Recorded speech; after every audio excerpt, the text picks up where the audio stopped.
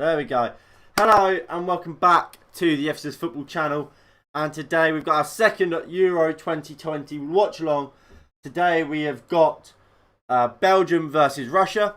Now before we get into this game, I do just want to mention Christian Eriksen. Of course he did collapse during his game, during Denmark's game against Finland. My thoughts and prayers go out to him and his family.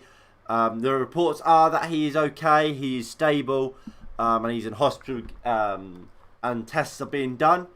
I'm sure you guys watching all stand with me when we say our best wishes go out to Christian, and we wish him a speedy recovery. That being said, obviously the Denmark game did get cancelled earlier. The game is now being replayed or resumed. So what we'll have to do, we'll have to try and keep an eye out on both this game and that game in Denmark.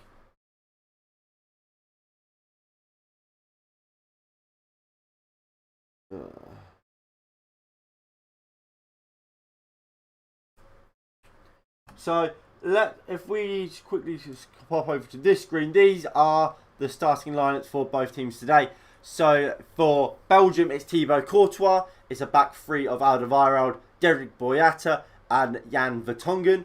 It's then a midfield four, or I guess you could say two wing backs and a double pivot of Timothy Castagne, Torgan Hazard, Leander Dendoncker, and Yuri Tielemans. It's then a front three of Yannick Carrasco, Dries Mertens, and Romelu Lukaku.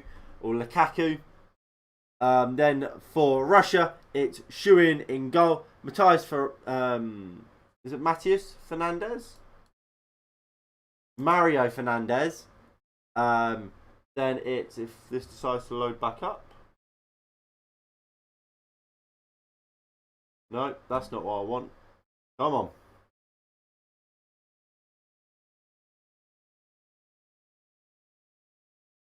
Here we go. Smenov, Dija, and Yuri Zirkov. It's then Baranov and Ojadoiv. Don't know. And then it's a front four of Zorbin,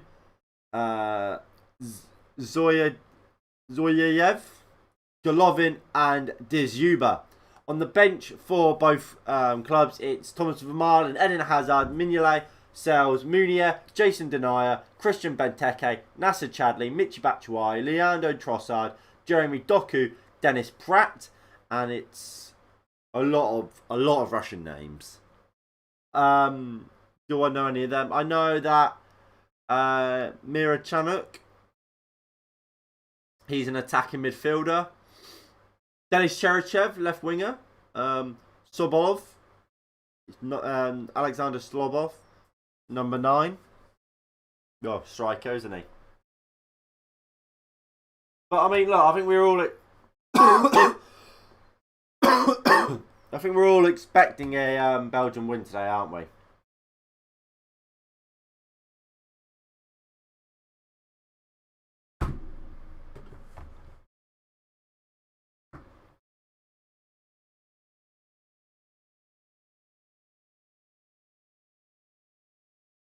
Oh, Finland are winning! Finland are beating Denmark. Right, why is this not just going to stand? There we go. So Finland are 1-0 up against Denmark. I don't know how to pronounce that name. So it's a header. It's straight at Kasper Schmeichel. He should save it. He should save it.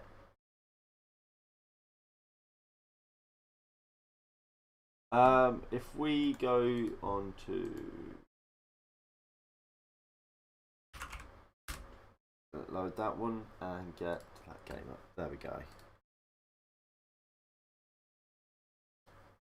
Right, so kickoff is any second now here for the Belgium vs Russia game. It will be Russia to get us kicked off. Of course, Russia was very, very good in the last tournament in the World Cup. The Belgians are taking the knee, as is the referee and officials. Russia deciding not to. That is very interesting.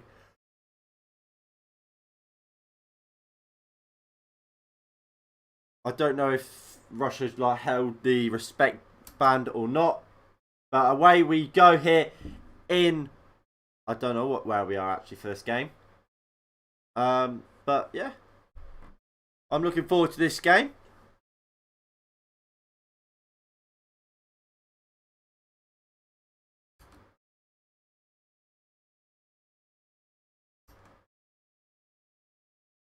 There we go. Right, so the best way to watch these streams is by syncing up your game timer with mine. Obviously, in that top corner there. Hello, mate. How are we? What's your prediction for the game, mate? If I load this up, I will start jotting down the predictions. There we go. So I'm going to go 2-0 Belgium. What's yours, mate? Hopefully De Bruyne and Lukaku run right, pal.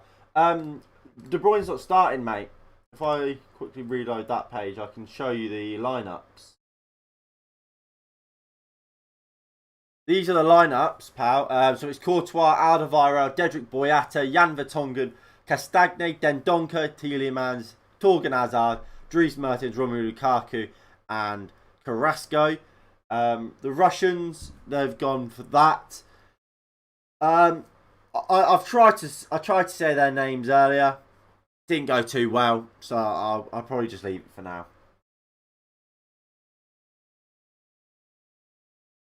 But I mean, look, the Belgians are certainly the stronger team, aren't they? They're gonna.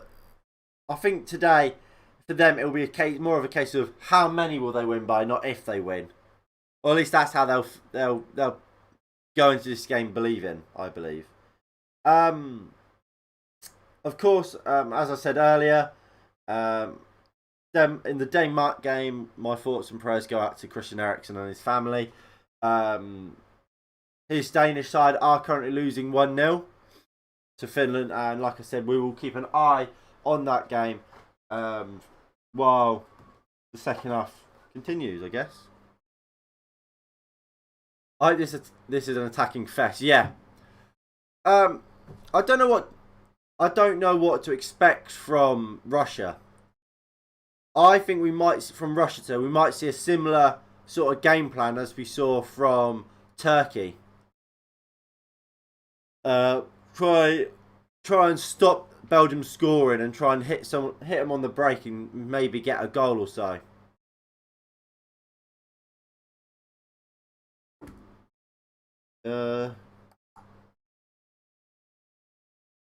Of course, if there's any updates on the Christian Eriksen situation, which I don't know if we do want to hear more updates or not, to be honest.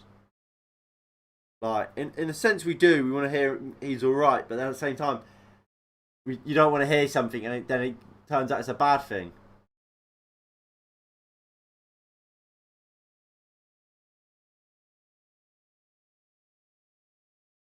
I mean, what do we make of Belgium?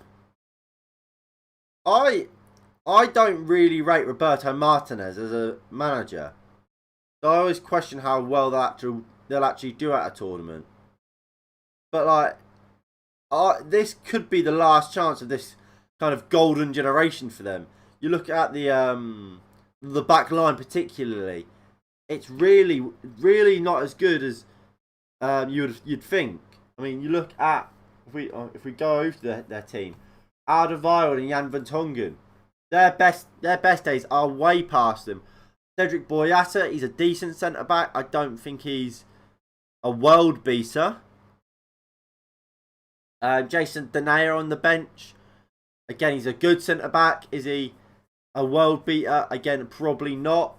Obviously, Eden Hazard, since his move to Real Madrid, have been downhill.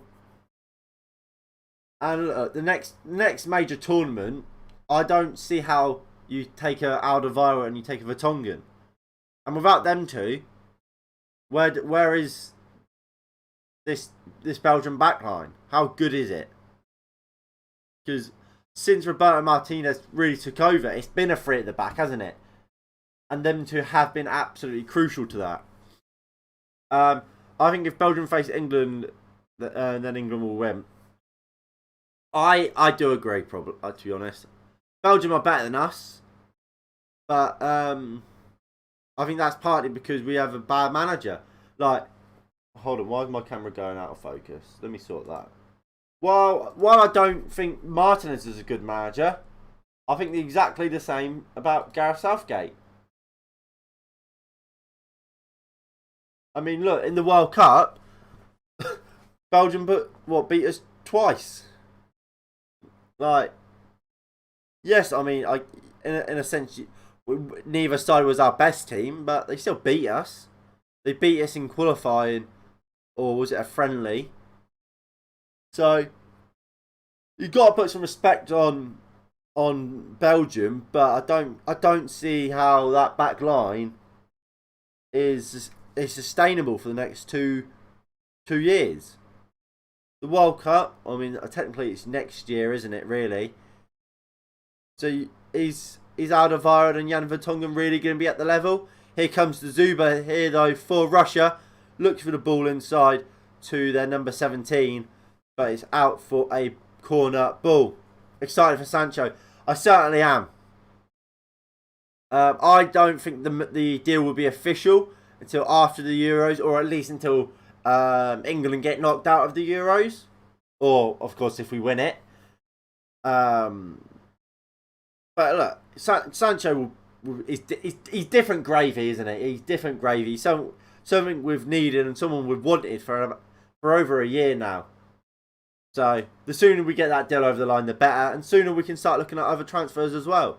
Because as much as we need a Jadon Sancho, we also need a just to throw a name out there, a Declan Rice as a DM, or a Rafa Varane as a centre back.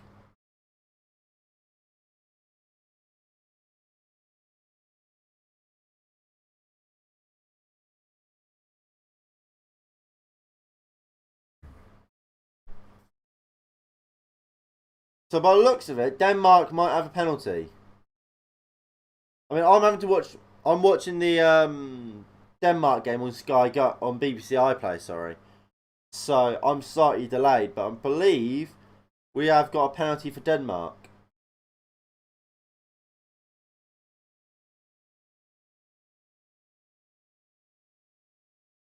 Out for a throw-in in the Russia game.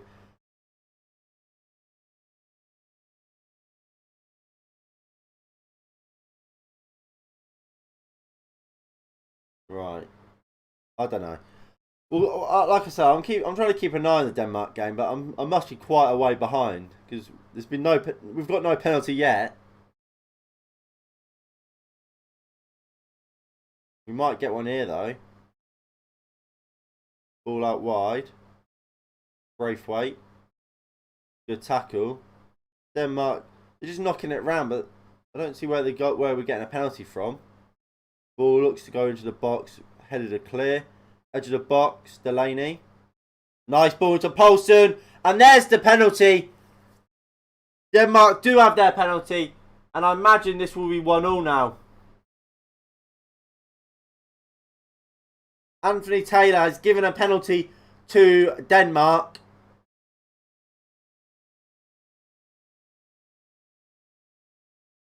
Alright, Torgan Hazard. Just while they're showing the replays or whatever. I don't think it's a penalty. Oh dear, oh dear, oh dear. Pierre-Emile Højbjerg has had his penalty saved. Denmark have missed the penalty. Højbjerg took the penalty and missed the penalty. That's a huge miss. And I wonder if Christian Eriksen unfortunately hadn't collapsed. Belgium in ahead. Lukaku! Romelu Lukaku has given Belgium the lead already. The Belgium international has scored and it's 1-0 Belgium. Big Rom. Big Dick Rom. Surely he's offside. He's miles off. He's not going to count. It's not going to count. He's absolutely miles off. He's absolutely miles off. But will he get away with it because it's come off the defender?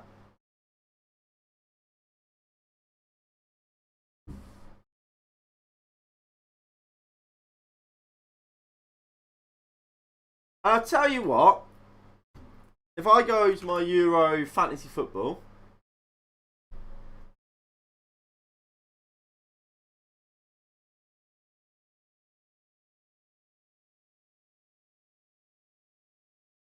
oh, it does count. It does count. I don't see how that goal counts. Like, he's so far offside. I get a how. But I don't know. Something dodgy there. Right, if I go view teams. Oh, I didn't make Lukaku my captain. Oh, that's heartbreaking. That's heartbreaking. I always forget to do my fantasy. Look at my fantasy team.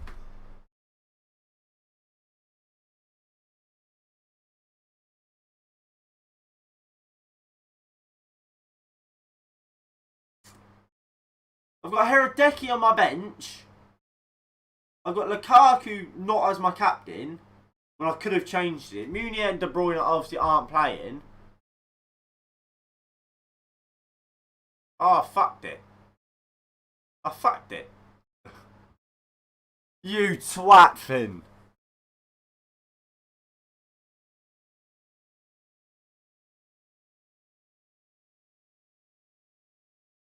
Oh, nice turn by Lukaku. Lukaku looked for the ball over the top to Carrasco. Overplayed.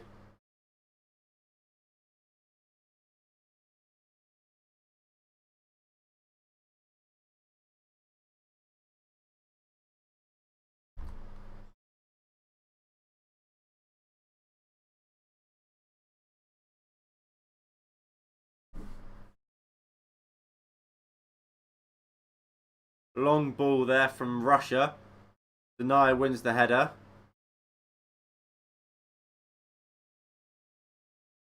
Something I didn't notice, but Lukaku went up to the cameraman, well, the camera, and shouted, "Chris, I love you." Obviously, once again supporting his Inter Milan teammate, what's his name, Christian Eriksen. So again, big play and big respect to him for that. I'm just going to watch it now.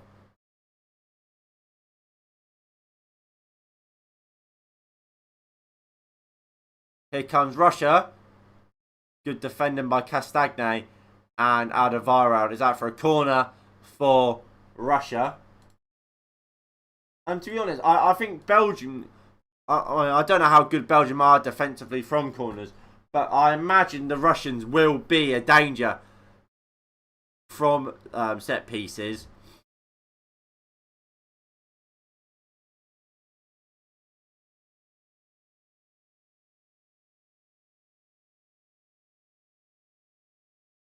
Right, ball comes in. Russia! They won the header, but it's straight at Thibaut Courtois. And I was right. Russia are going to be a danger from set pieces. They wanted it just more. Brilliant attacking header there from Mario Fernandez. But it was just straight at the goalkeeper, Thibaut Courtois. Boyata. Alderweireld. Back to Boyata. Alderweireld. Castagne. Dries Mertens. Nice flick looking for Lukaku. Russia picking it back up.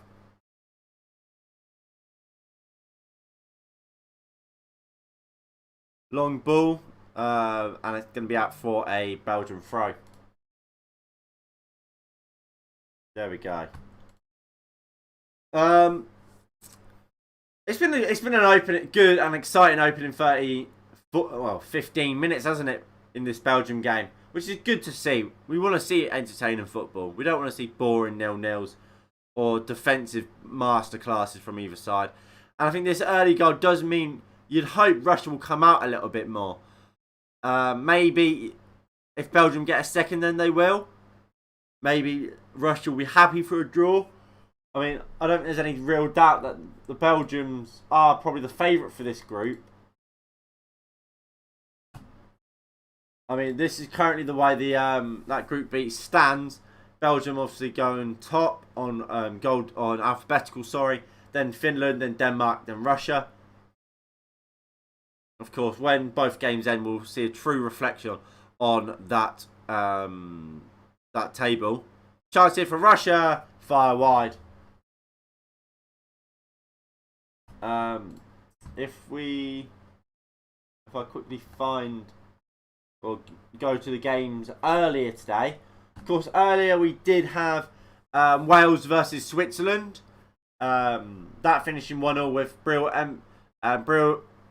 Brill, Donald and Bolo scoring for Switzerland, and Kiefer Moore, the Cardiff lad, equalising in the 74th minute.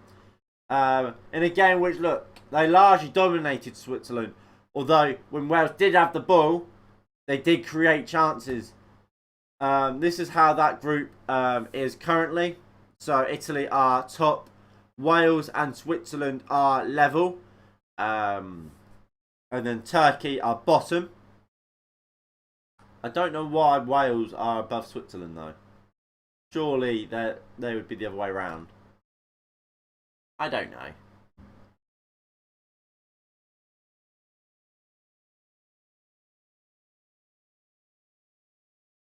Here is Russia. Golovin looks to put the cross in. Tielemans clears. And Russia will just pick it back up. They'll go into their number 23. I don't know these Russians' names. I'm going to be honest. I think that's fair enough as well. Not to know the Russians.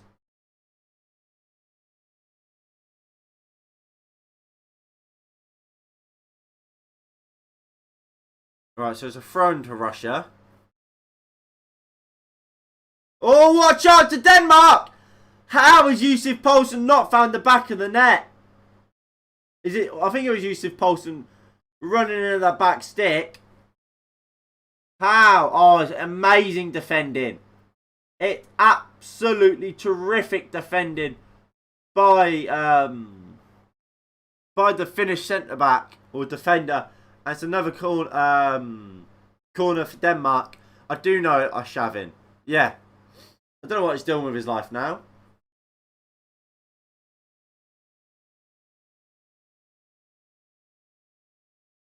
But I know some of the Russians. Here comes Lukaku, sprinting from the halfway line. Lukaku does brilliantly, but it's a great last-ditch tackle to deny Lukaku. Finds Dendonka, at the edge of the box. And it's over the bar. I tell you what, Romelu Lukaku is the real deal, my guys. He looks incredible so far. He's in the mood. Bloody hell. What a guy. I mean, if we're looking at this Russian team, the man that is the real danger for Belgium is going to be De Zuber up top. I believe he scored a lot of goals in Russia in the 2018 World Cup. So he's going to be a real danger for Belgium, and he is the danger man for this Russian side. Golovin is probably the key creator, and probably arguably you'd argue one of their best players, ability wise.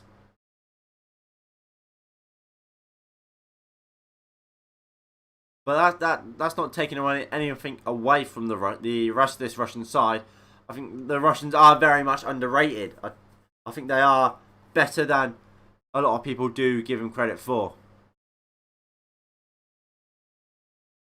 Alderweireld into Dedrick Boyata. just rolls it into Yuri Tielemans. And you can see how Russia do set up to play here.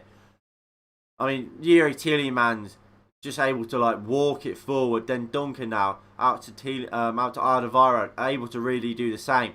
It's two banks of four really, and it's kind of overload the ball side with players and just don't let them out, which of course is dangerous and can help stop a team. But one switch of the play and you can be done. And I think with players like Yuri Tielemans in that midfield, Belgium are capable of doing that and getting out.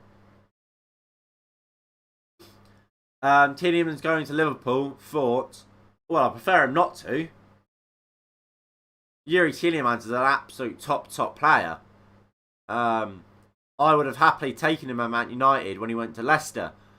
So I prefer him not to go to Liverpool because it would just show how good of a club Liverpool are at signing players if they did get Tielemans. But I don't think it'll happen. For Tielemans to leave Leicester, you'll have to pay an arm and a leg. Simply,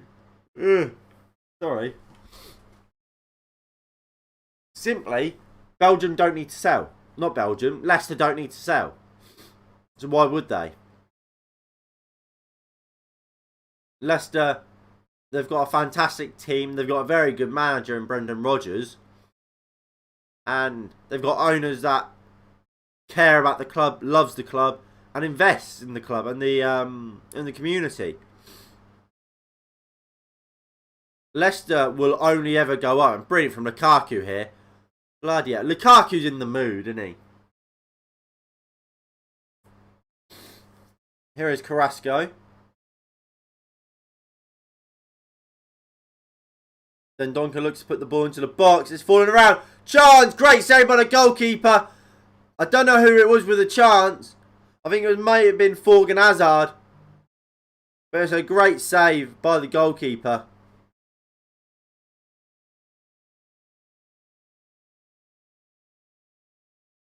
In the Denmark and Finland game, the score is still 1-0 to Finland. Denmark, this probably would be the first shock result of the campaign. I certainly don't think Denmark was expecting to lose this game. And in a way, look, they don't really. They've been the better team. I mean, Finland only having one shot on target. Obviously, they got the goal from it. Whereas Denmark, they've had a lot of shots, 20 and 5 on target. How have they not scored? And they should have scored again.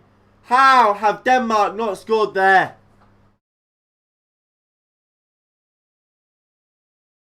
There's a Finnish player down, and Anthony Taylor finally blows the whistle to allow him to receive medical treatment. Long ball, though, in the Russia game. The Zuba won it. Here is number 18. Looks to put the cross in. Boyata heads clear. Lukaku picks it up. Romelu Lukaku has been absolutely terrific today. He found Tielemans, who lost the ball. Mertens wins the ball back. He finds Lukaku. He's kind of give it to Lukaku, and he's going to do something. And he finds Yannick Carrasco here. Carrasco goes alone and well defended by the Russian right back Fernandez.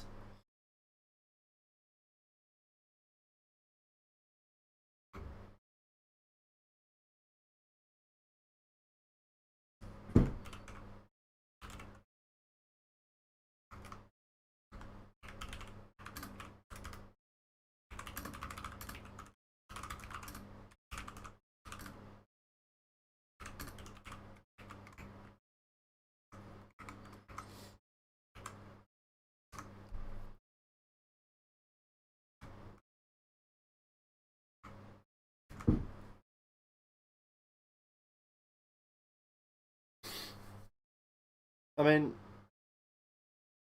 I cannot believe Denmark missed a pen. I mean, do we know who is the penalty taker for Denmark usually? Like, is it normally Højbjerg or is it like Christian Eriksen?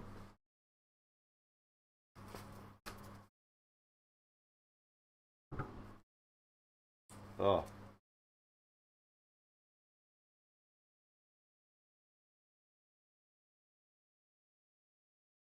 Sorry guys, I got hay fever.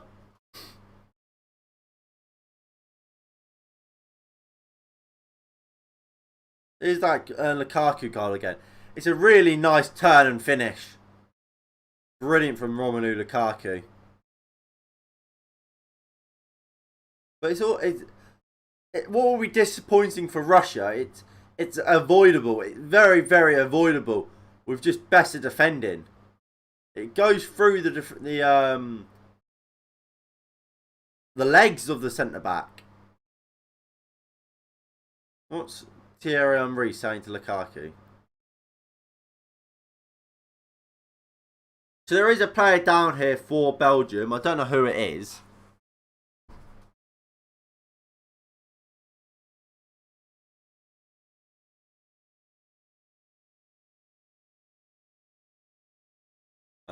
Who is it? I think it's Castagne, and Thomas Meunier is now warming up, ready to come on. And by the looks of it, he will come on. Yeah, he will. Oh, that looks bad.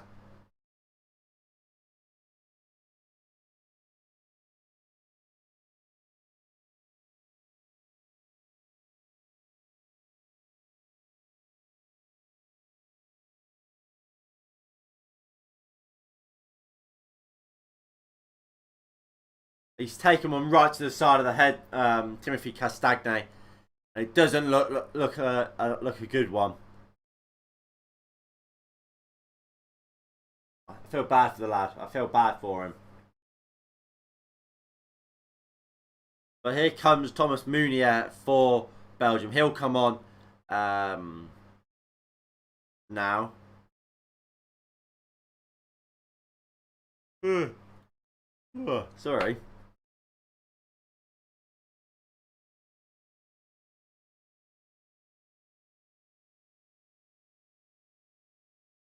And on he comes.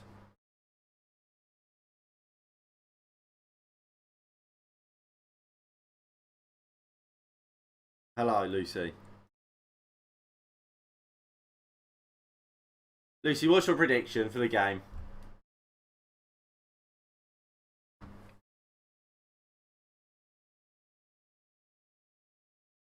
Alvaro goes to Vertonghen. Hazard. Boyata. Alvaro. And Belgium look like one my slime. Meunier goes in to Dendoncker. Dendoncker goes into Jan Vertonghen, who goes in. Who's the better team? I know nothing about either. Well, the fact there's a team winning right now probably tells you the better team is. Alvaro. In the Denmark-Finland game, Finland are still winning 1-0 and look like they will win the game 1-0.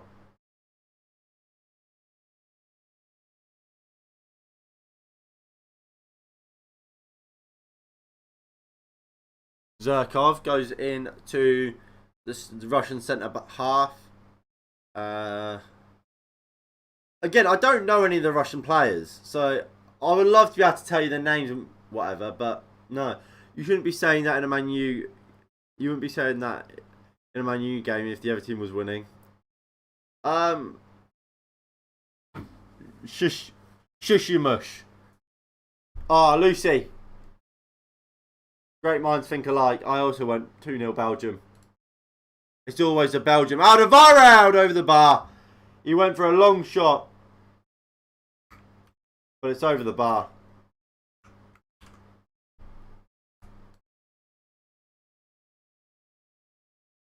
And Russia have made a change as well. Denis Cheryshev has come on for Dayla Zulev.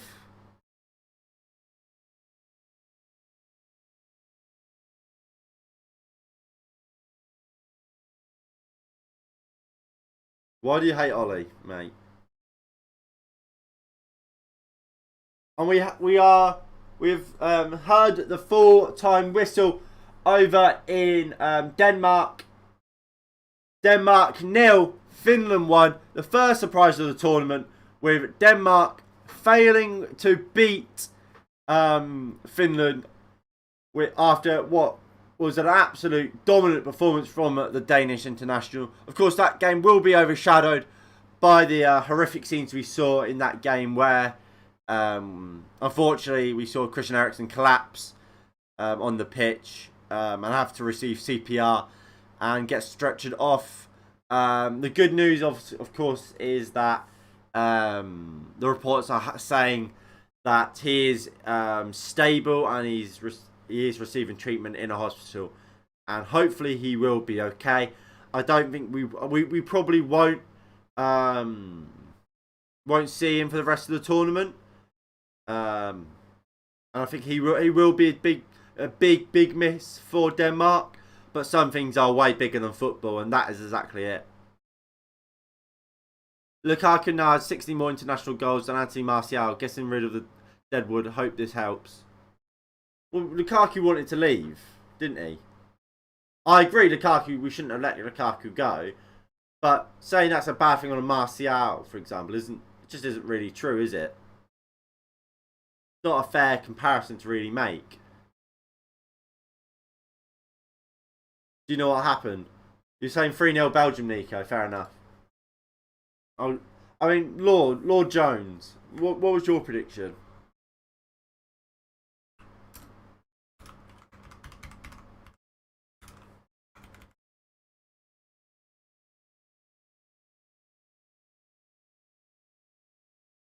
I mean, so far, the Belgians have definitely been the better team. Thoughts on Ole getting the sack? Well, I mean, I've actually made a whole video about Ole Gunnar Solskjaer. That was before the Brighton game.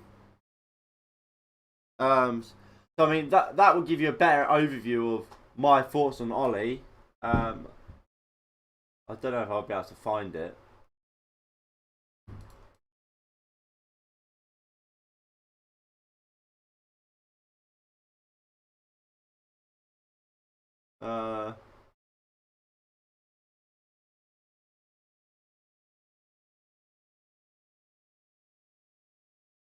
There you go.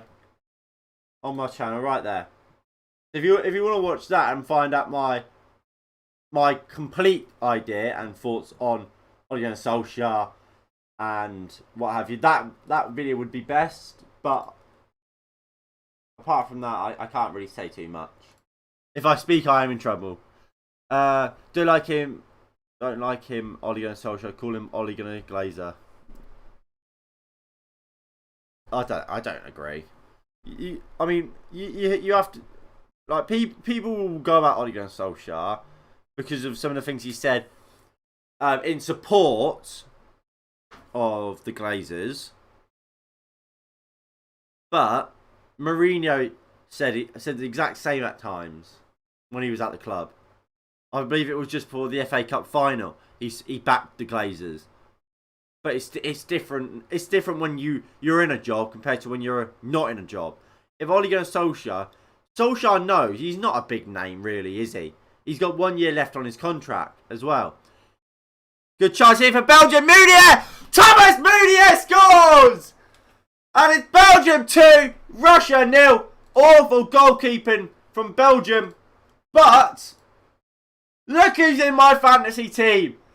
It's always a Belgium. It's always a Belgium. Thomas Meunier scores. And that man, in my fantasy team, selected by 7% of people, has a goal for me. And it's so poor from the goalkeeper. He just flaps it out. When he watches the cross the whole way. No one gets a touch onto the cross. Original cross. It's poor goalkeeping.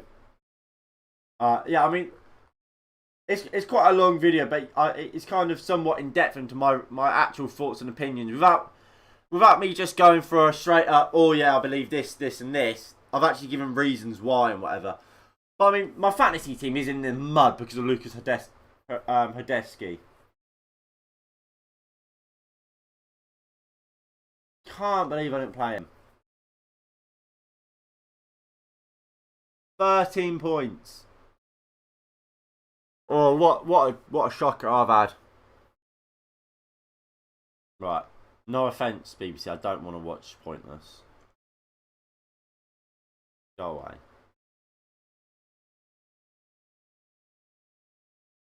Right. So if we go to this screen, yep. So this is how Group B currently stands.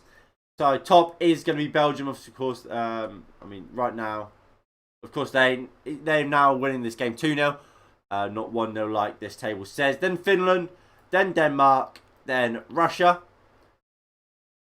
But of course, it's far too early to really call how this group will end. I don't imagine Finland will be top throughout the tournament, but I do think Finland beating Denmark is a huge result for both Finland and Denmark. If Denmark wanted to qualify, I do think they needed to have beaten Finland, because I don't see any team really beating the Belgians. And I think Russia will probably beat Finland.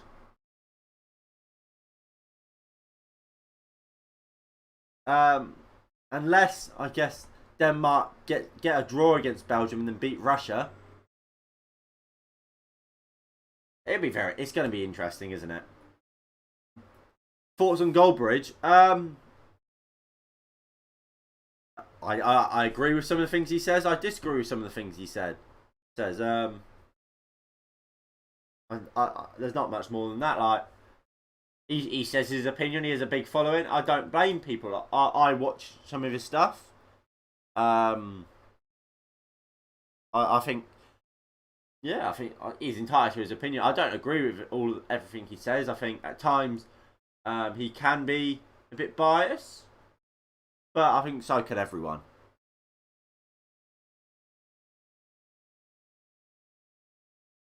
What I would say is I think there's worse people that are big on the Manchester United social media than Mark Goldbridge. So he wouldn't be He wouldn't be my worry. Your hat wonky. I don't care. Is that better? You know what? There you go. Now I look really cool. Right, so it's a free kick here to Russia. Golovin puts it in. Chance for Russia. No one can find the follow-up from Zuba's header back towards the box. There's a good chance that for Russia, really. Zuba did well to win the header and put it back across goal, and just no one really got the touch onto it. Alright, here is Tielemans. Finds Lukaku.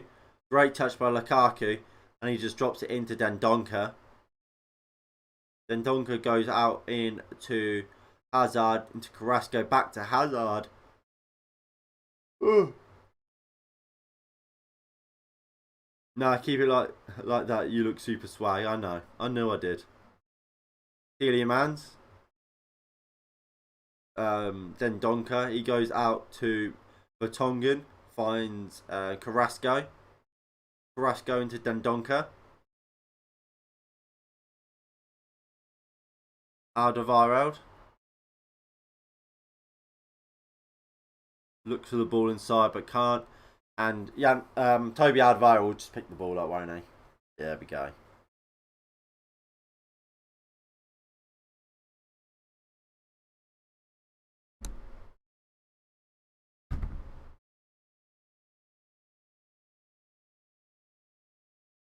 Nice ball out wide, looking for Thomas Munier. Mertens will pick it up though. He'll drop it into Munier. Alderweireld into Yuri Tielemans. Lukaku will come to try and collect it, but Tielemans decides to decided against trying to play it to Lukaku and lost the ball. But Belgium did regain it, and Alderweireld has it on the halfway line. He gave it to Boyata and goes back into Alderweireld.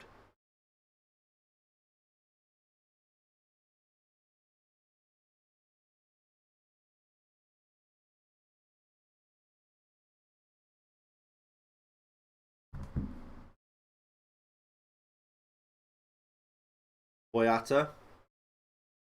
Goes across or goes into Alderweireld. Looks for Lukaku. Good defending. Meunier picks it up. Meunier goes down. Referee says no.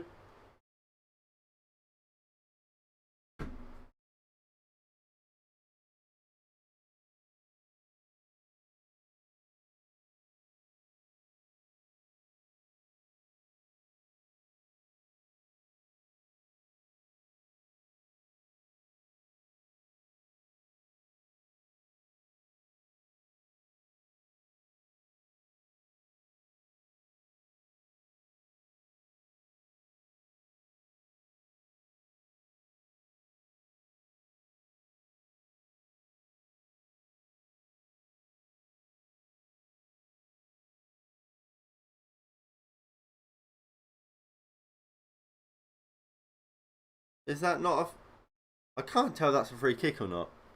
The penalty, sorry. He does... There is contact, but I think it's more Meunier ran into Zirkov than a foul.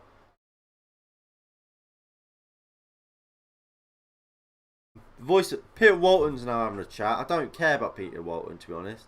He chats so much rubbish. Check over. It's not a penalty.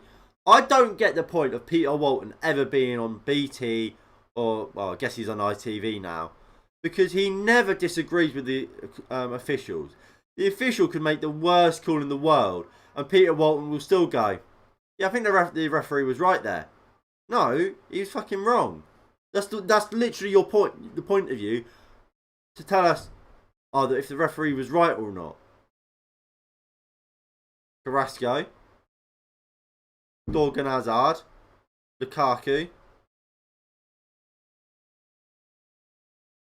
Then Donker finds Carrasco. Carrasco finds Lukaku. Lukaku loses out. And here comes Russia potentially on the counter-attack. Thorgan Hazard gets back well and finds Vertonghen, who just rolls it back into Thibaut Courtois.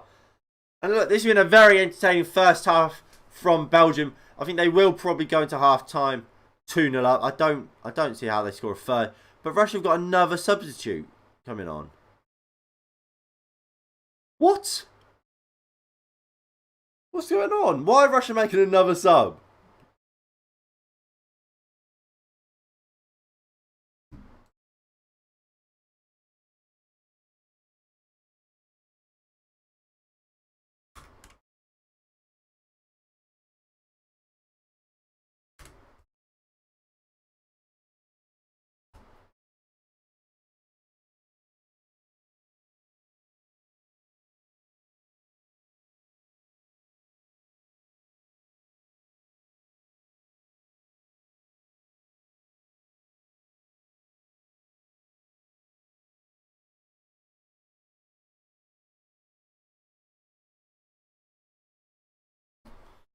Alright, long throw. Meunier can't win it. Dazuba fighting for it, but Meunier gets in the second attempt. Here's Vertonghen. He goes out into Thorgan Hazard. Hazard just knocks it back into Alderweireld. Then goes into Tielemans. Out to Alderweireld. Pour from... can't think who it is. Meunier finds Carrasco. Carrasco, look, goes for goal. Good tackled by the Russians. But then Donker, just in front of the centre half, just picks it back up. And out they come here. Belgium once again. Here is Thorgan Hazard. Belgium just knocking the ball around, really, aren't they? They're not really. Russia aren't really offering them anything. And I expected Russia to come out a little bit more than this, to be honest. Especially when the second goal went in. Again, they're very similar to how Turkey played. Like I expect them to be, in a sense. Where it's trying to stop Belgium scoring and then try and get one. But when you concede so early, you have to come out a little bit more. Especially when they concede that second. You need to be offering way more than they actually are. At this rate, they're not gonna score. They're absolutely offering nothing. Here's Alderweireld, Tielemans, just able to knock it through them like they're not even there half the time. And it will be another throw-in for Belgium. Meunier with a throw. He goes into Tielemans, who's on the edge of the box, goes for goal, well blocked. And Russia, really half-assed clearance. Mertens losing it on the edge of the Russian box. But Torgan Hazard will just pick it back up. And we'll go back into Thibaut Courtois. Who seems to... He's probably had more touch of the ball than a lot of these Russian players. There will be 4 minutes of added time for this first half. Alderweireld goes back into Dedrick Boyata. Nice turn up by Dendoncker. Hazard. Vertonghen. Moves it quickly into Tielemans. Tielemans looked for an incredible ball for Thomas Meunier, but it's slightly overhit. That would have been probably the pass of the tournament if that had come off.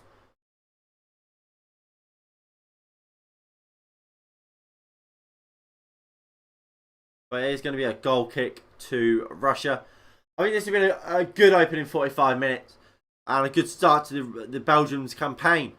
There was a lot of, I think, question marks over Belgium and whether this aging team, kind of probably one of the last opportunities of this Belgium golden generation, were they going to be able to make it through this tournament, especially with the injuries of players like Kevin De Bruyne, who of course sustained that injury in the Champions League final, and Eden Hazard, who has been in and out of that Real Madrid squad with injuries all season long.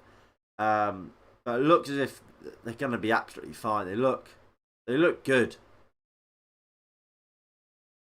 Of course, the real questions will come when they play a very top team, like a France, for example. But they look good, don't they, Belgium?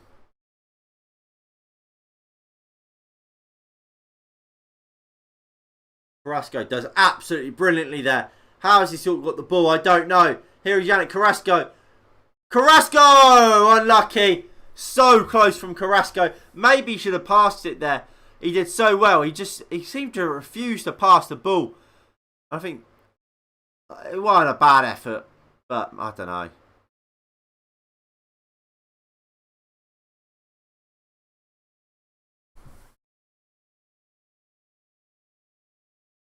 So we've got what, about 2.5 minutes left of this first half. Well, sorry, 1.5 minutes left of this first half of football here in...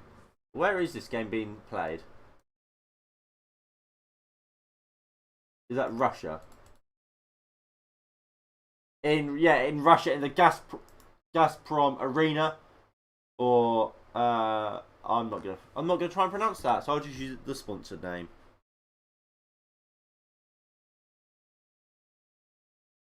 Mauro Fernandez puts the ball into Zuba. Can't get on the end of it.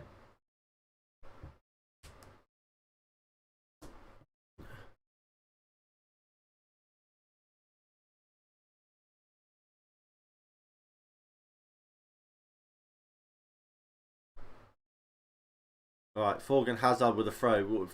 We're in the last minute now of this first half. Both teams will go into half time.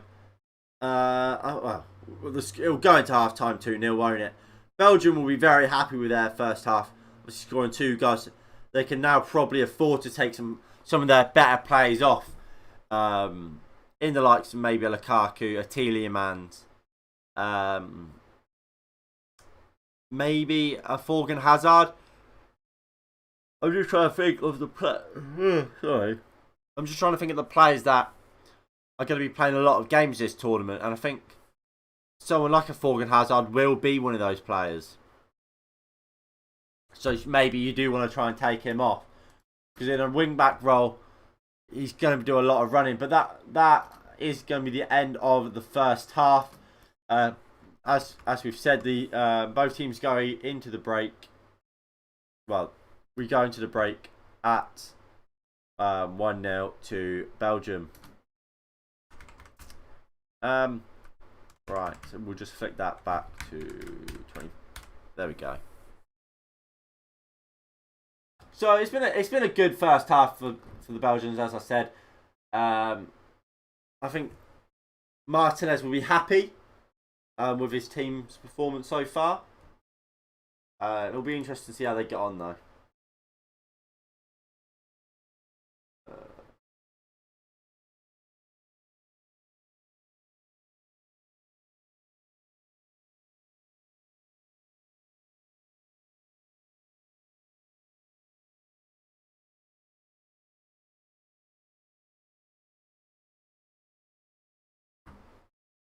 Right, so I'm quickly gonna go get myself a drink, and as such, I will be right back. I'll be like 5 minutes or so.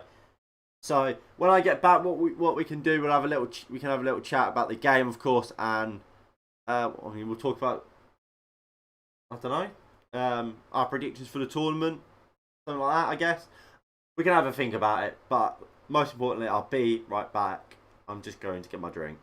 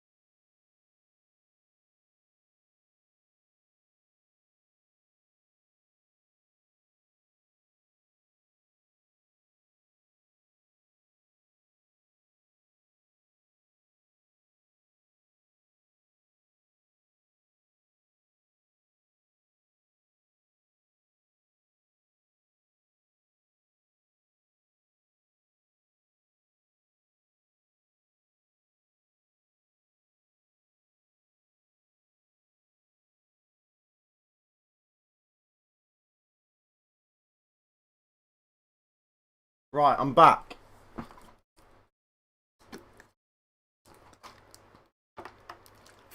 How are we all? I reckon what we could do is we could go through what our season predictions are for next season. Of course, I will probably do an actual video about it next or at the start of next season after Euros. But I think that could be something quite fun. Actually, I take that back. What we'll do, we will go through each group and we'll see what team is gonna, sort of a Euro group predictions, and we'll do something like who we believe will be top goal scorer. Obviously, you guys can let me know what all of yours would be down below. If I go to this, what do I want?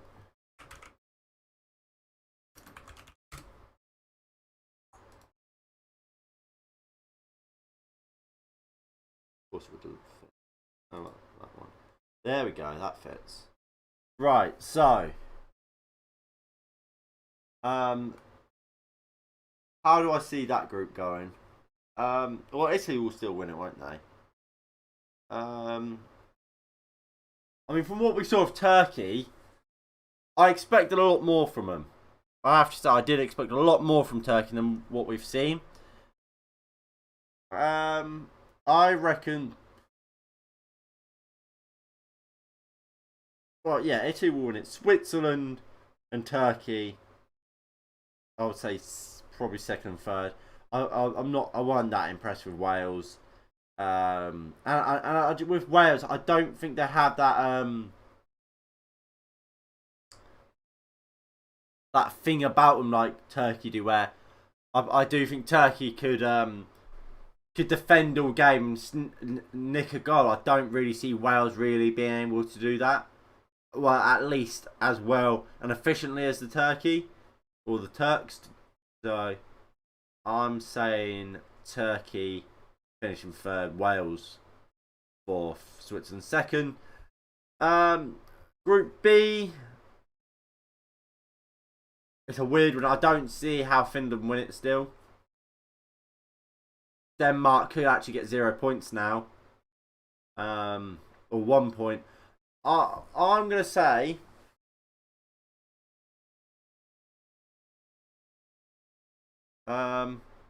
Denmark bottom. I think they'll get 1 point. Russia will get 4 and Finland will get 3. So Belgium, Denmark, Finland. No, sorry. Belgium, Russia, Finland, Denmark. Group C, obviously, well, these games haven't kicked off, so they remain how I predicted in the in my Euro prediction video at the start of the tournament. I mean, we can have a little chat about top goal scorer. Who are we saying is going to be top goal scorer for the tournament? For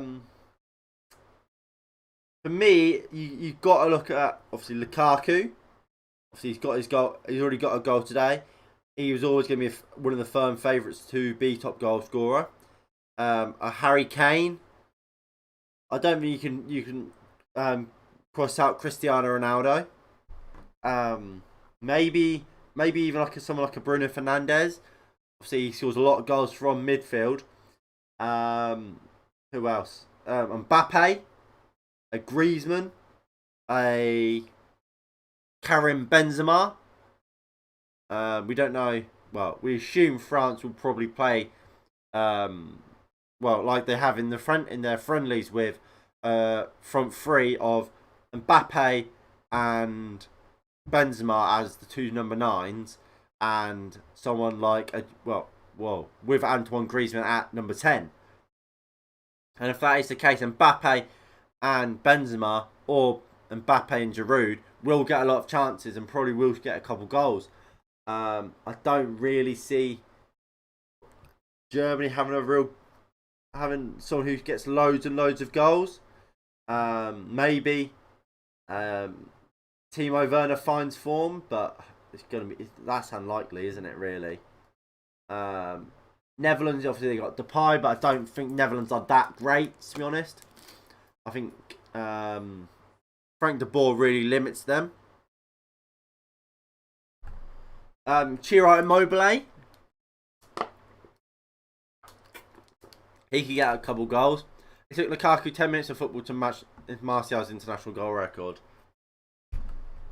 Mate, Martial's played the majority of his French career as a left winger, and a second fiddle behind some of the best left wingers ever, or on the planet at them sort of times. You look at Dimitri Payet, you look at Mbappe, Griezmann. These players were absolutely incredible, and Martial was what, 22, 21? And we know Martial would have been going to this tournament if it weren't for his injury. The disrespect of Martial is unacceptable.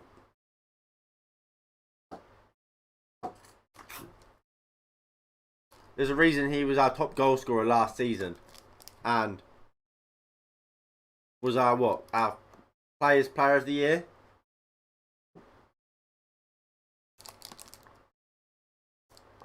Put some respect on his name.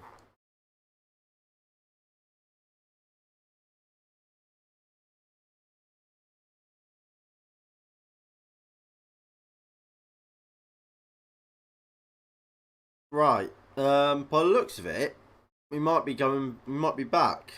The second half might be kicking off. Alright, here's a question for you. Who do you think has the better pundits for the Euros? Is it ITV or is it BBC? Because I think both are okay. I don't think BBC's is amazing. I think people like Jermaine Genius really lets BBC down. I mean, ITV, they have a lot of very good people like Gary Neville, like Ian Wright, like Roy Keane. Patrick Vieira is alright, isn't he? But I do like Cesc Fabregas. I think the way he speaks is very articulated. I think he knows what he's talking about, and I do think that Micah Richards is a fantastic man for BBC. I think he will be a top pundit for years to come. It's just a shame we don't get to see Roy Keane and Micah Richards together, because that partnership is absolutely fantastic. And as Gary Neville tweeted, it's giving Gary Neville and Jamie Carragher a run for its money. That is a top duo.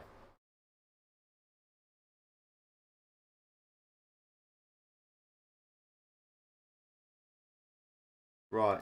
So second half is about to kick off. We've got more changes here for Russia. By the looks of it. Do we, or is he just coming on? We do. We have Igor Diviev coming on for this second half. By the looks of it, he is a centre half. But Belgium will get us kicked off for this second half. Dazuba there will be hoping for a better second half, and hopefully hoping for more chances in this second half. But there we go. We are underway here in Belgium, or in Russia, sorry, for this game.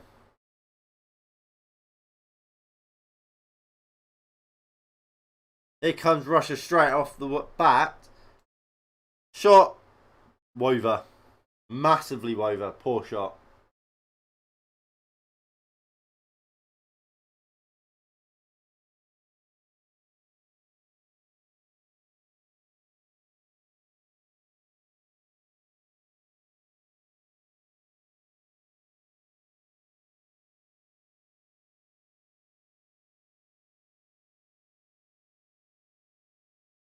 Right. So a bit of head volleyball there, but Russia will bring it down. Then number 4 now gives it back to the centre halves.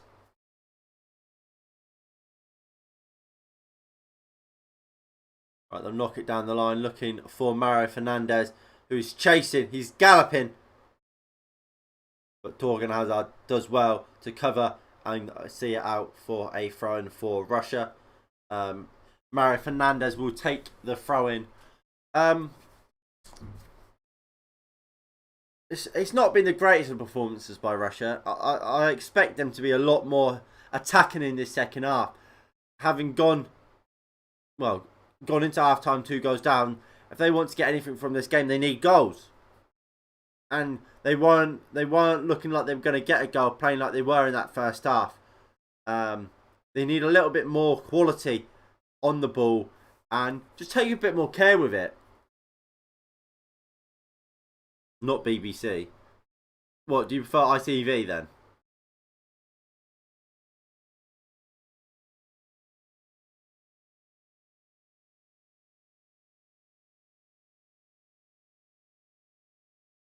I do like it, the BBC's pundits. Although the BBC's handling, well, I mean, by the sounds of it, all of the broadcasting and UEFA particularly, their handling of the Ericsson, I'll say disaster, was absolutely pathetic and awful.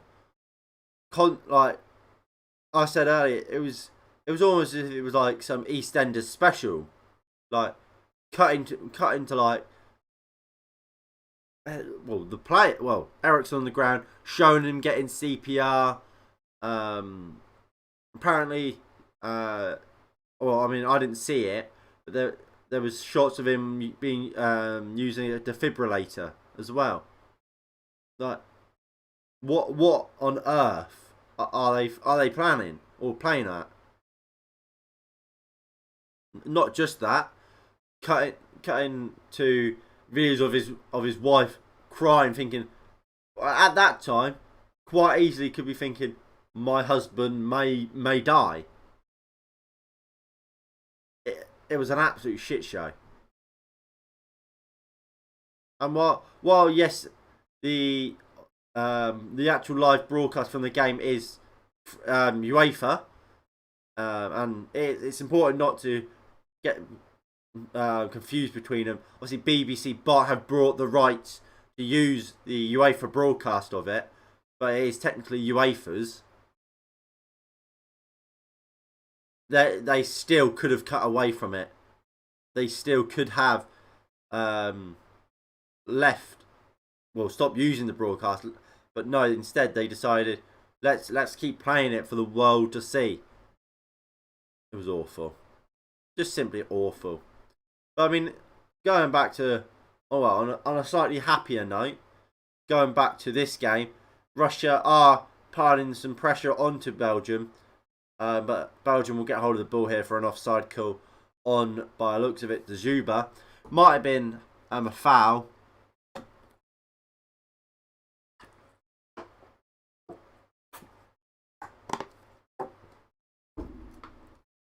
Boyata gets it from Courtois and goes into Vertonghen.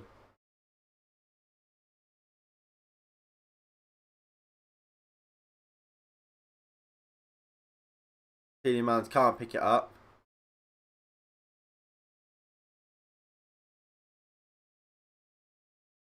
But I mean, look, it's been a better opening 5 minutes of this first half from a Russian perspective. They've certainly looked more dangerous and look like they can and will offer a lot more than they did in that first half. And that's a nice play there by Russia. Poor pass though. Munier will pick it up. Find Lukaku.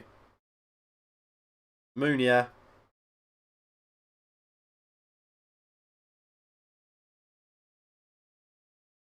Russia. Mario Fernandez. Goes into the midfield. Good tackle by Dendonka. back to the goalkeeper, who just rolls it out to his centre half. And look, you can already see the fullbacks are getting a slightly higher from a Russian perspective. Maybe they see the flanks as a possible way through this Belgium side. I don't know. I don't know how you'd break through. How it's the best route to break through this Belgium side, to be honest. Maybe through the midfield, but I mean that's where you get through the midfield. You've got your three centre backs just behind them. I think when you play against a five at the back, it's very hard to break them down, especially if you've got workmen at your wing back. I mean, someone like a Thomas Meunier on the right, you absolutely have a workhorse. Maybe he's not the greatest defensively, or can be a liability sometimes. But what you do know from Thomas Meunier, he will get up and he will get down the pitch so much and offer you so much going forward. And look, he will do a job defensively, so you can kind of forgive that lack of defensive sometimes ability.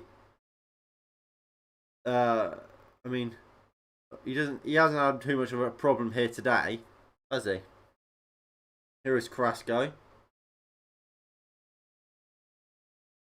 And what I wonder is, obviously, for this group stage, Belgium can probably just kind of coast in third gear or so. Don't really need to use their star players. If you look at the bench for Belgium today, if we flick over to this screen, move to that one, you've got a Eden Hazard on the bench. I don't think Kevin De Bruyne is on the bench, is he? No, De Bruyne is not on the bench, but at some point De Bruyne will feature. When he comes back as well, they're going to be strong, aren't they?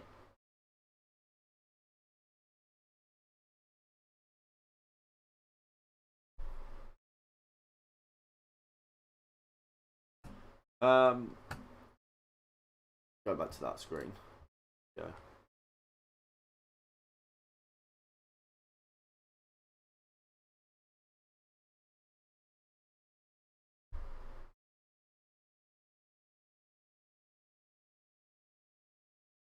I mean, so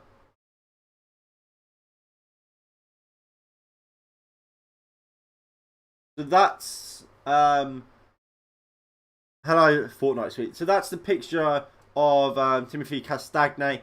Of course, had to go off after an injury. When I said it doesn't look a good one, I meant it. The fear is that he has broken his eye socket,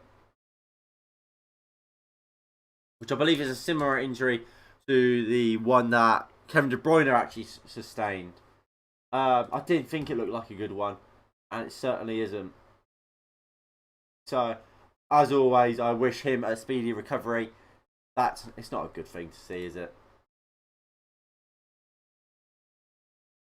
Oh yeah, and it's not great, is it? But I mean, Russia coming out a little bit more in this second half. They're looking a lot more dangerous, Russia. And look, this is what we need to see from the Russians. First half weren't good enough from them. They conceded 2 sloppy goals.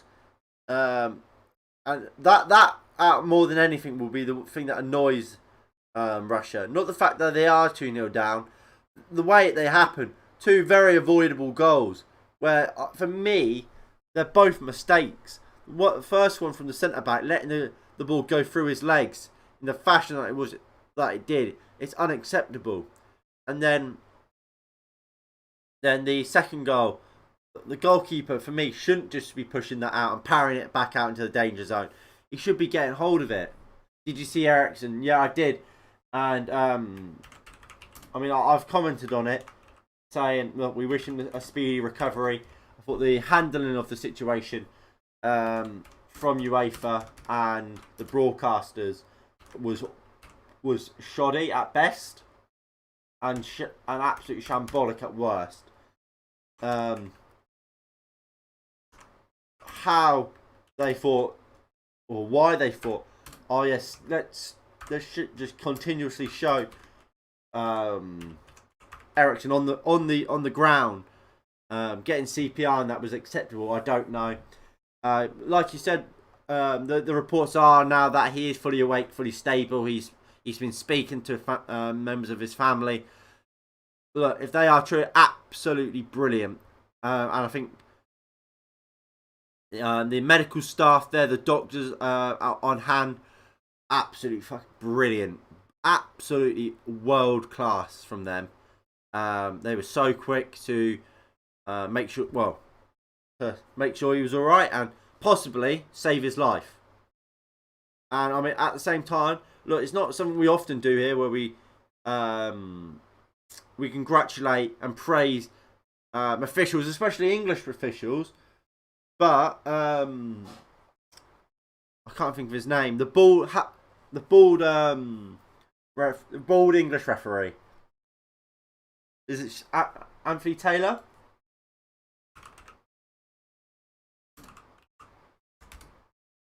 Yeah, Anthony Taylor. Round of applause for him as well. It was his quick decision to stop the game when Eriksen went down. Allowed, obviously, the medical staff to get to him. And once again, maybe if he let the game play on a little bit or whatever. Again, we don't. Who knows what type of position and condition Eriksen would be in now. So again, congratulations and well done to him. Absolute heroes.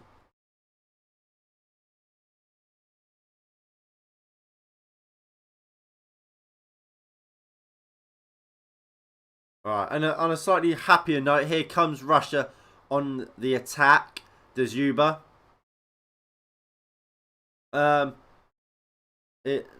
Golovin goes out wide. Did you see one medic? He was like Lamborghini. No, what do you mean? I mean, I don't. Yeah, I don't really know what you're on about, mate. To be honest, while I've obviously tried to keep up with it, I didn't get to see it completely live. So I haven't actually seen loads of the footage. I've watched it back a little bit, but I haven't seen it all. But I know the way that it was handled, like, it was absolutely shocking, wasn't it?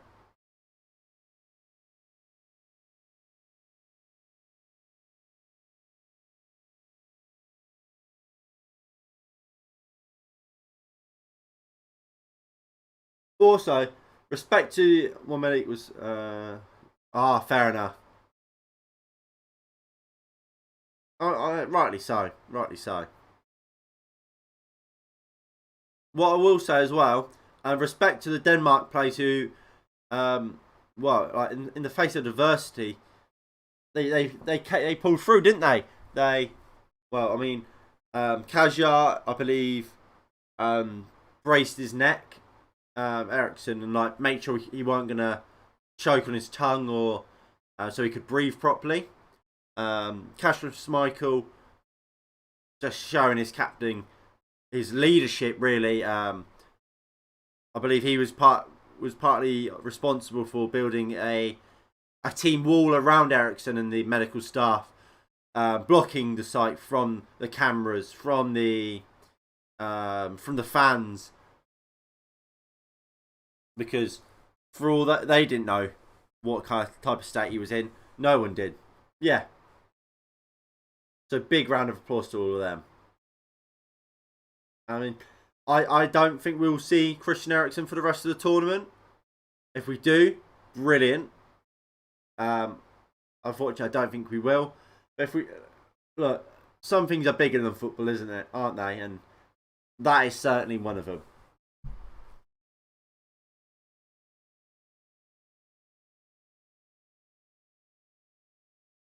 Here is Lukaku now for Belgium.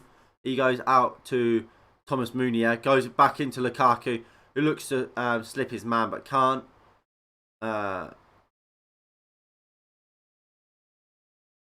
Vertonghen gives it into Tielemans, out to Dendoncker, I think it is. Tielemans. No, that's Dendoncker. Number 16 must be... Is that Thorgan Hazard? I don't know. Who's number 16?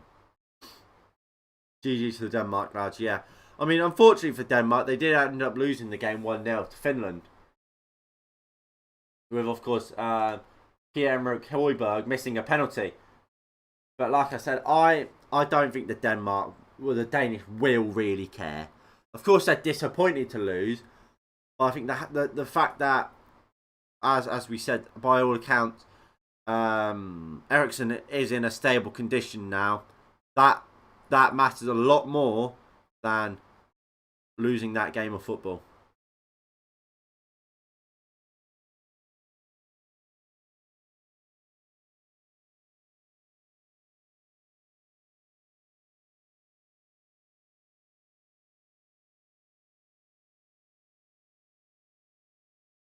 Eriksen would have took it. I wondered if Eriksen would have taken the penalty. But I mean, look, there's no guarantees Eriksen would have scored the penalty either. Remember that. For all we know, Eriksen could have skied it.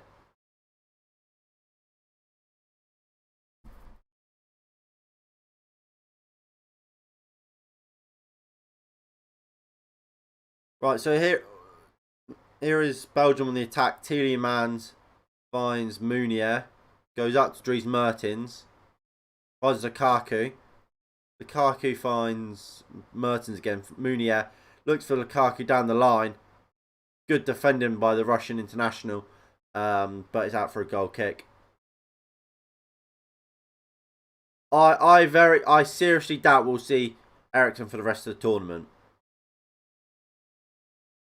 I mean, well, look, I don't think it's been officially announced what caused him to collapse. Thank you, Nico. I mean, thank you all, everyone who has tuned in. Your support, as always, is greatly appreciated, and it does mean a lot. If you are enjoying the stream, please do hit the like button and subscribe if you are new and you haven't already. And do share the stream with your friends and your family to help build this community and just get more of a chat going, I suppose, in the chat. Nuno, does look like he's going to go to Everton.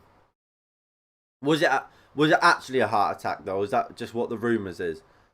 Because I don't want to say it is a heart attack when that's the rumours and it be completely wrong. I don't want to spread fake news. In some slightly good news, I guess. Hakraf Hakimi has scored for I don't know if you. Hold on, let me turn the autofocus on. Scored for Morocco, and is that going to focus on it? There we go. Has scored for Morocco and has dedicated his celebration to a Christian Eriksen, holding up the number 24. Obviously, that being his Inter Milan shirt number. So, big props to him. Obviously, like I said earlier, Romelu Lukaku, he dedicated his goal to what's his name, to Eriksen as well. All right, fair enough. Fortnite, mate. Fortnite, sweet.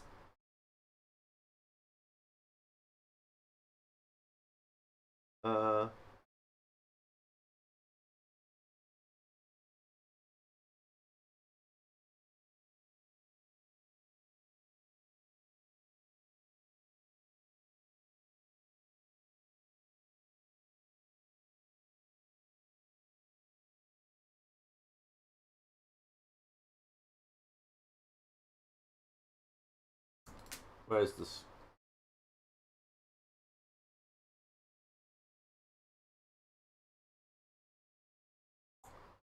There we go. That's what I want. No, I don't want to imagine that. But look, while it's brilliant that he didn't. Imagine if he did, and that I think that what makes the footage and the coverage of it so bad. You look at um, you look at what happened. He was given CPR on the pitch. He could have died. Unfortunately, he could have. And look, it's absolutely terrific that he didn't. But he could have. And UEFA, obviously, they're the people in charge of coverage. They're the ones that broadcast it and set it to the likes of BBC to show. Like this game now, ITV aren't while they're the one putting it out for us to watch, they're getting the video from UEFA.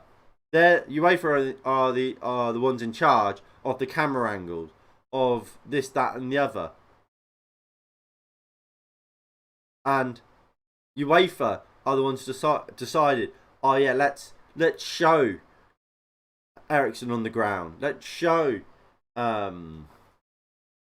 Eriksen's wife crying on the pitch. And obviously, people the live broadcasters like the BBC, I believe Ben in Sport had it as well. I mean, they're almost pretty much just as bad for not cutting away. Obviously, they do have the power for that. So it's awful. It's awful, and theoretically, in an alternate universe, or if the medical staff were slightly too late, the BBC and UEFA could have been broadcasting a dead footballer who had died on the pitch. And yet they cut away from a streaker running onto the pitch, or they blur out or apologise for when there's swearing or whatever, or abusive language, but there's nothing said about when we see stuff like that. It's awful. Did you see that player that got a copy of his shirt and put it on in his wall? No cap. I don't know. I haven't seen it. No.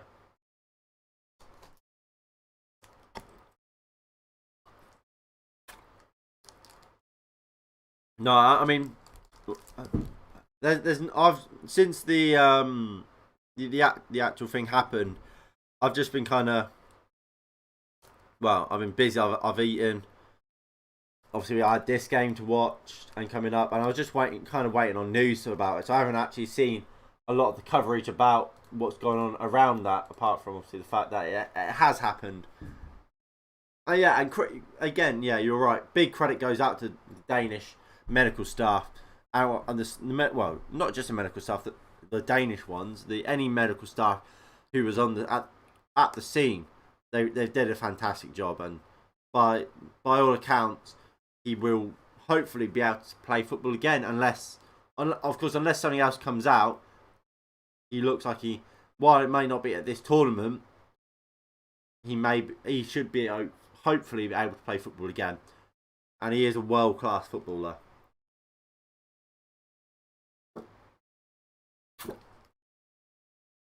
But most importantly, fortunately today we did not lose. So someone's I believe he has kids. Someone's father's, someone's husband.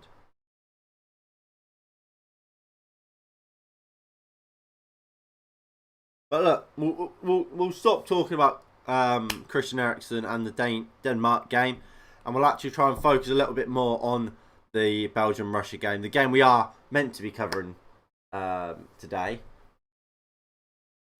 What's going on? Is it just me, or does my face cam look a bit weird? Bit all over the place.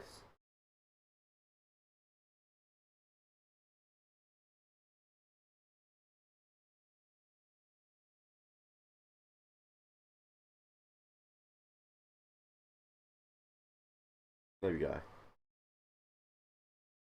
Right. So it looks like Eden Hazard's going to come on for Belgium. Is he coming on for Forgan? Or is he coming on for Carrasco? I'm going to be streaming the England game. I don't know, to be honest. I don't know. It's good. It's one of those things where, because obviously I'm English, I live in England. If like all my friends or whatever want to go to the pub, or whatever, then I might go with them to the pub and enjoy it with loads of other people and just kind of get involved in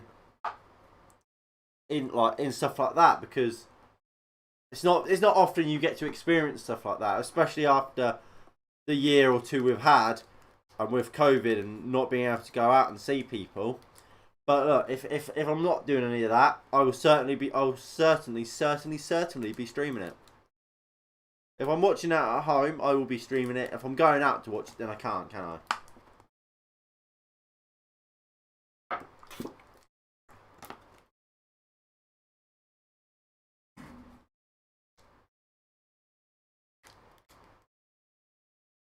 Please do it. I mean, look, I'm not going to make any promises. Like, if I can, I will do it.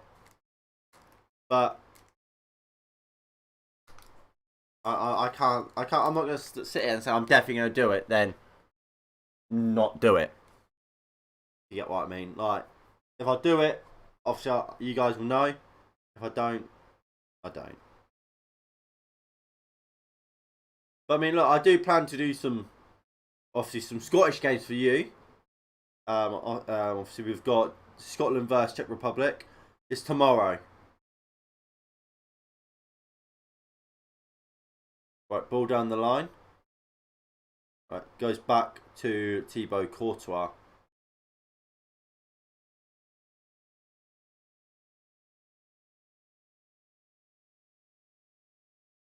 Toby Alderweireld.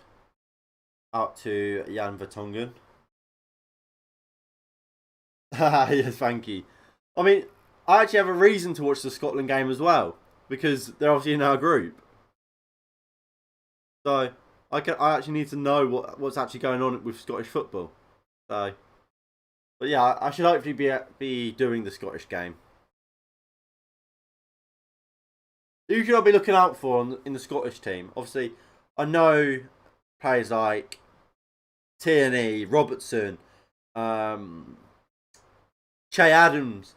Obviously, he's chosen to take up Scottish citizenship or whatever, and he's playing for Scotland now, isn't he?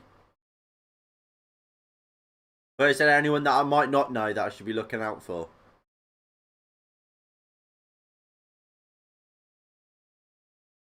Nice play here by Belgium. Tielemans, lovely turn away and wins a free kick from a foul by the Russian. See, what I find annoying about the one thing I don't really like about European competitions, especially in the group stage, is you simply just don't really know a lot of the players. Like, I don't know the Russians, these Russian players, and the ones I do, or like I might have heard of, I don't know how to pronounce their names. Like, I know all the Belgians. I don't know, like, who's the one that just made this tackle? Who's he? I know Golovin. I know Dzuba. But I don't know the number 4 here.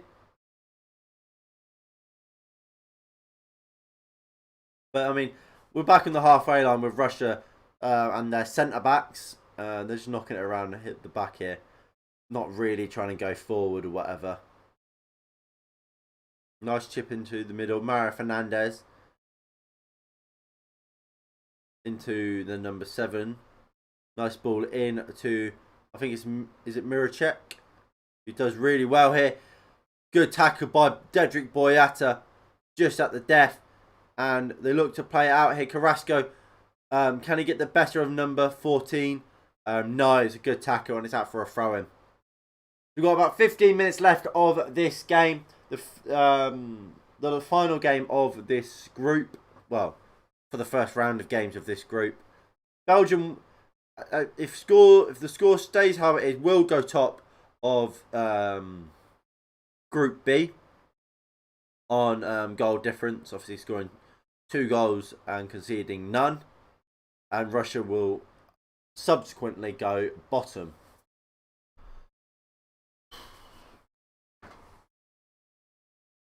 So here comes Thomas Vermaelen for Jan Vertonghen.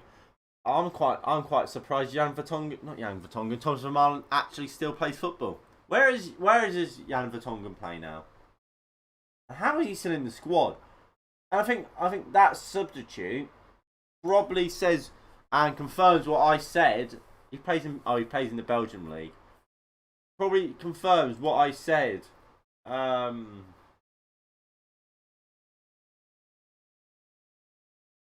the start of this game. You look at the Belgium team, especially the defenders, and you think they're not surviving long at the very top level. I mean, Alderweireld, how old is he? What, 32? 32. What, he might have a couple years left. I believe young Vertonghen's 34. Go to Vertonghen. Yeah, Vertonghen's 34. Vermaelen's 35. These players are getting on. And you look at the bench, like I said, Vermaelen, 35.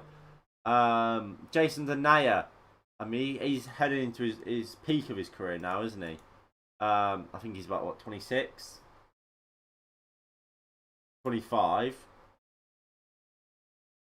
Boyata, what, 24, I imagine?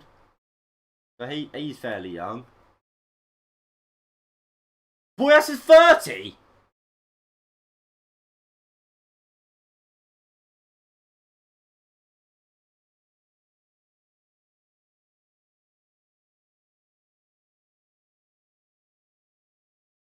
What?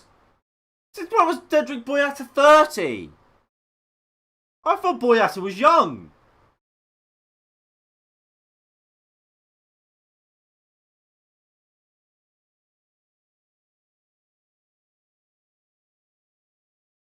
Oh my god. I thought Dedrick Boyata was a young player. Was quite young. He's fucking 30. He's bloody 30. Here comes Munier, Lukaku. Oh, I've embarrassed myself. Just the way I went, I think he's about 24. And he's fucking 30. But alright, I guess you can add Boyata into the list then. These centre halves, they're aging out. Boyata being 30, he's not as good as Vertonghen or an Alderweireld anyway, and he's their age. I would have thought Jason Denayer is a better centre back than Boyata, and he's younger. What other centre backs do they have? I mean, I guess someone like a Dendoncker can play at centre back, but he's not a centre back, is he? And I think if he was to play centre back, he'd be playing it more often than he does now. I mean, you even look at someone like a Nasser Chadli. He plays at wing back a lot for him. He's getting on. He must be what, 31? Yeah, 31. This golden generation is slowly but surely petering out, and I think they've wasted a lot of it with a manager who's probably not up to scratch with Roberto Martinez. Read the Scottish players. I'll have a little look through the Scottish national team.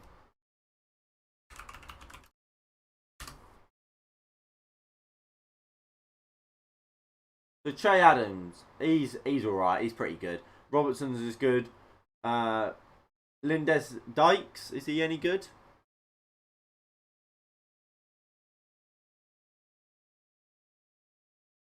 What would be better? Oh, there we go. Just take the graphics off. Obviously, I know about Scott McTominay. I don't think he's amazing, but he's alright, isn't he?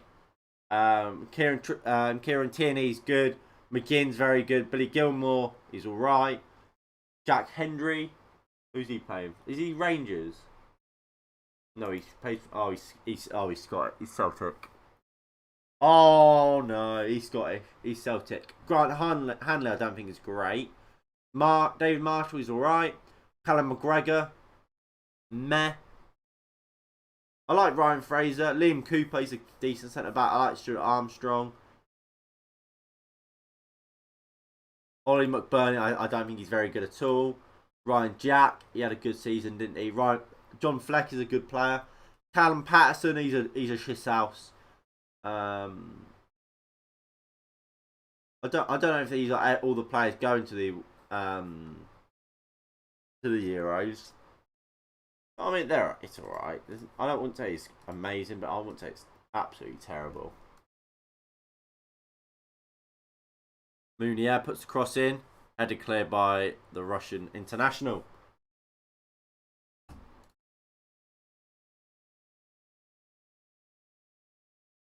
Hazard, ball from Eden Hazard. You know, I don't think he's been all that great since coming on. Boyata. Ugh.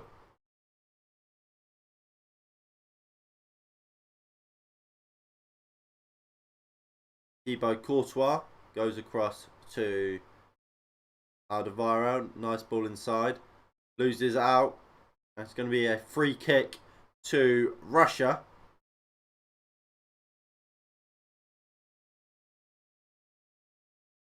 Tell you what, I don't know what I've done, but I bashed my head or something. It's like really painful, like there. I don't know what I've done. Look at the highest group, and it is Group F is certainly the hardest group. This group of death, isn't it? Chances are one of the big dogs is going out. I think it'll be Germany. I don't think Germany are great, to be honest. I think at times they can lack a goal scorer. I think. I mean, they've got Thomas Muller. They've brought Thomas Muller back into the squad.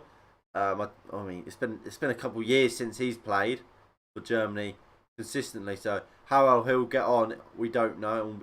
We'll have to wait and see. But we'll have to find out. But I don't think Germany will be that great. So I think they'll probably drop out. And with it being such a hard group, obviously people will be like, oh yes, Germany will get through because they're one of the best teams. They'll be like the third best team. But because the group is so difficult, they could quite easily finish with 3 points, and that could. I mean, 3 points will probably see you through. But that could also see you get knocked out. So, it'll be interesting to see. I mean, like, you look at Finland. If they've won one game and they lose their rest 1-0, they'll have a -2 goal difference. Theoretically, Germany, they could beat Hungary, let's say, 1-0, but then lose to France 2-0 and Portugal 1-0, then they're worse than Finland.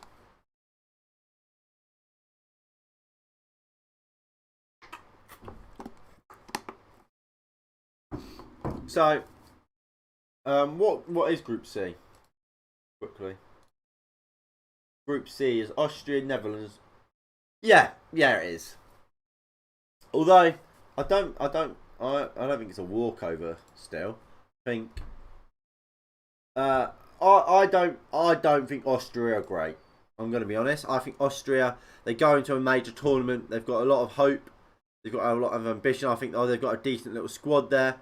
I think they always bottle it. I think David Alaba never really turned up. I think Marko Arnautovic never turns up. So I don't really rate Austria too much. Netherlands, I think under Frank de Boer, they're not great. They concede all the time. No defensive stability really there. And they've obviously not got Van Dijk. Matthijs de Ligt might be injured. So we might not see the best out of Netherlands. North Macedonia. Look, they're going to be the surprise package really. No one knows really knows too much about them. Obviously, they beat Germany not so long ago. So we'll have to wait and find out how good they really are. But, I mean, you'd expect them not to be great. And Ukraine, it's a similar situation. Like, who really are, who's the top players really for Ukraine? I wouldn't say that team's spilling with quality, would you?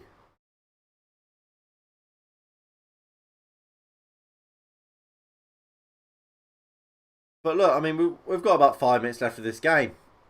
This second half has flown by. Tongan goes back to Thibaut Courtois.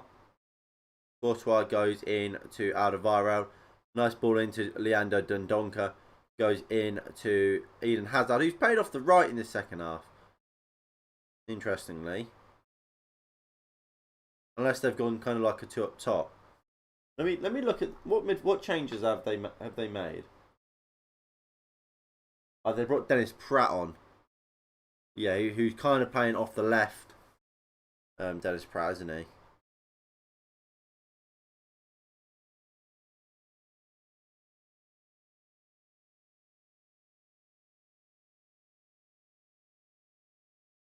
I mean, Belgium's knocking the ball around here. They're just trying kind of making sure they don't lose the game, aren't they? I don't think there's any doubt that they're going to win. Well, sorry, not that they're not going to lose this game.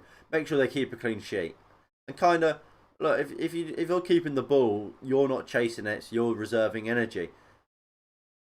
And in a major tournament, well, a major international tournament where you're playing games all the time, that's what you kind of want. Lukaku's in here. Lukaku makes it 3. Thomas Meunier set up the Belgium striker, and it's Belgium 3, Russia 0.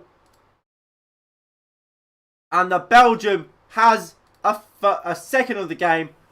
And look, this man's probably going to be top goal scorer, isn't he? A great ball from Thomas Meunier. Poor defending. Is it poor goalkeeping? I don't know. I think the goalkeeper should probably do better. Yeah. He's awful positioning from the goalkeeper. Leaves the front post wide open. And Romelu Lukaku makes it Belgium 3, Russia 0. And that, if this game was in doubt at all anyway, has put it without a doubt to bed. Belgium have won this game. Belgium, the clear favourites for this group to qualify. I think they've probably secured qualification with that goal.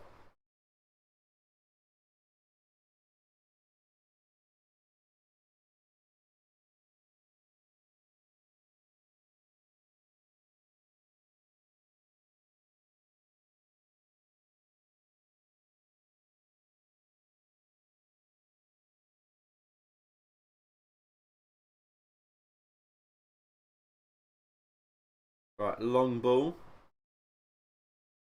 from Russia. Boyas, not great defending. It's Boyas. I don't think Boyas is that good of a defender, to be honest. Every time from long balls, he looks vulnerable. And he's giving away a free kick now. Unless he's going... got to go. Lucky to make it through. Alright, in a bit, mate.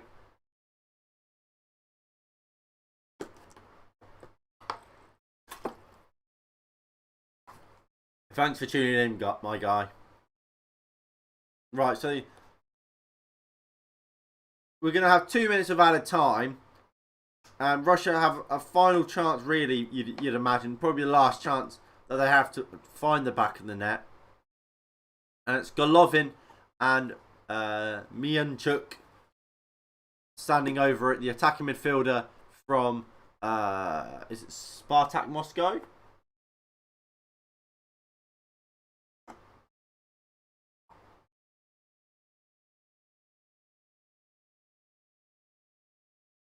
Oh no, he plays for Atalanta. And he fired over. I didn't actually see the free kick. It's not a bad effort, but it's not a good one either. And with that, we'll probably see this game probably end. We've got about a minute left. Courtois just rolls it out to Alderweireld, goes in to Thomas Meunier. Meunier into then Donker, who goes down, wants a free kick, not going to get one. It will be a throw-in for Belgium.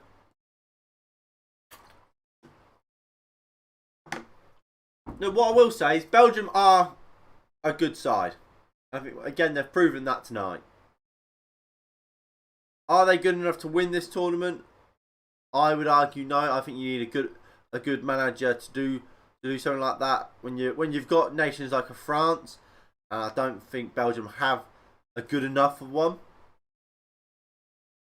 But look, if they can avoid France, and look, on their day they could beat them. I just think it's very unlikely.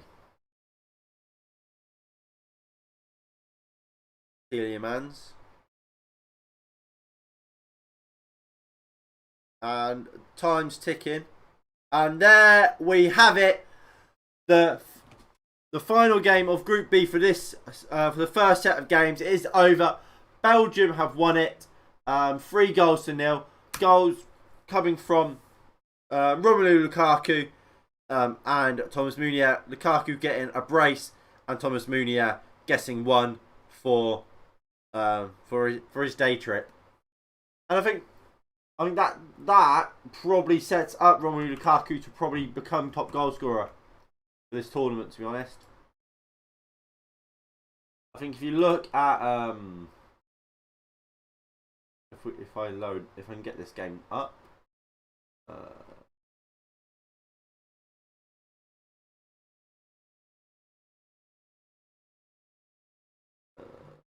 there we go. If you look at the at Belgium's group, you would say you should get some goals against Finland. I mean, if we go to the Finland-Denmark game today, despite Finland winning, Denmark had their fair share of chances. They missed a penalty, of course, as well. Belgium won't miss all these chances. Lukaku won't miss all these chances. He'll put the ball in the back of the net. Give him these chances. So, Finland, I can see Lukaku getting a couple goals. Denmark, while they're good, I think Belgium again will get chances against them, and you'd fancy Big Rom to put them away, wouldn't you?